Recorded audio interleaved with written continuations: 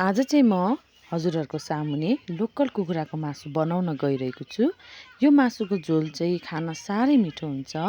यो चाहिँ मैले मजाले प्रेसर कुकरमा बनाउँदैछु। सुरुमा मैले तेल तताइसकेको छु र मेथी फुराउन हालिदिएको छु र यो सँगसँगै मैले अनि प्याज तेजपत्ता पनि राखेको छु र यसलाई एकछिन चलाउने छु र यसलाई गल्न दिनेछु। र त्यस लगातै म यसमा कुखुराको मासु पनि राख्नेछु।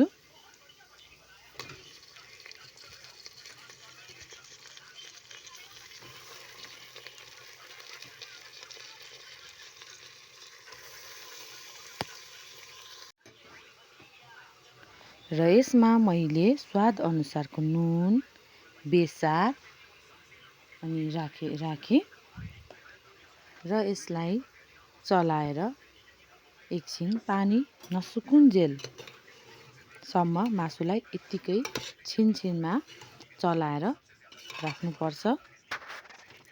जब हामीले मासुको पानीलाई सुक्ने गरी पकाउँछौँ अनि मासुबाट छुट्टै स्वाद आउँछ। यो चाहिँ मैले सिलौटामा पिनेको मसला हो। यसमा चाहिँ मैले अदुवा, लसुन, सुक्मेल, ल्वाङ, जिरा, जायफल हालेर बनाएको छु। अब मासुको पानी सबै सुकिसकेको छ र मजाले मासु भुटिसकेको छ। अब म यसमा अलिकति मसलामा पानी हालेर मासुमा हाल्दैछु र यसमा थोरै मिट मसला पनि राखेर यसलाई मजाले चलाउँदैछु।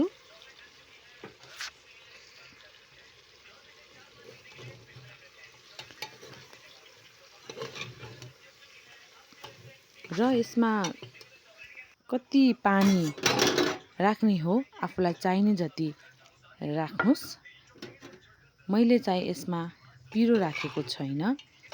बच्चालाई पनि खुवाउनु पर्ने भएर म जुन तरकारी पकाए पनि बच्चालाई लास्टमा छुट्याएर अनि मात्रै पिरो राख्ने गर्छु। यसमाथि मैले 2वटा गोलभेरा काटेर हालिदिएँ र सिटी लगाइदिन्छु। मैले यसमा 4 सिटी लगाएँ र मासु पाकिसकेको छ। यो कचौरामा चाहिँ मैले बाबुहरूको लागि छुट्याइदिएको हो। अब म यसमा चाहिँ 2टा हरियो खुर्सानी राखेर फेरि 1 सिटी लगाइदिन्छु। फाइनली लोकल कुखुराको मासु चाहिँ पाकिसकेको छ। यस्तै भिडियो हेर्नको लागि च्यानललाई सब्सक्राइब, लाइक गरिदिनु होला। धन्यवाद।